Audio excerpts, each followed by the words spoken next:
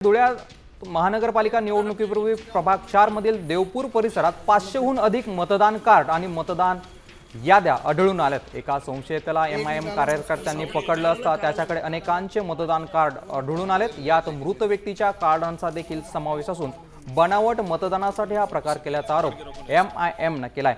संशयित व्यक्ती हे मतदान कार्ड सोडून पसार झाला असून तो अजित पवारांच्या राष्ट्रवादीचा कार्यकर्ता असल्याचा आरोप देखील करण्यात आलाय। हे मतदान कार्ड प्रथमदर्शी असे दिसतात की ओरिजिनल कार्ड बनवलेले ह्याच्यात पूर्ण सरकारी यंत्रणा हे सत्ताधारी पक्षांबरोबर मिळालेली आहे। हे प्रभाग क्रमांक 4 मधले आमचे उमेदवार आहेत, त्यांनी हे मतदार कार्ड राष्ट्रवादी काँग्रेस पार्टीचे कार्यकर्त्यांपाशी हे फॉर्म भेटलेले। तर आमची एकच आरोप आहे की जे नेहमी आरोप झालेले इलेक्शन कमिशन यांच्या बरोबर मॅनेज आहे, ते ह्याच्यातून धांदा स्पष्टपणे दिसत आहे की इलेक्शन कमिशन या सत्ताधारी पक्षांबरोबर मॅनेज असून हे निवडणुकीमध्ये घोळ घालायचा प्रयत्न करतात आहे। तर आपण बघतोय धुळ्यातून ही बातमी होती। संशयिताकडे 500च्या वर मतदान कार्ड आढळून आलेले आहेत।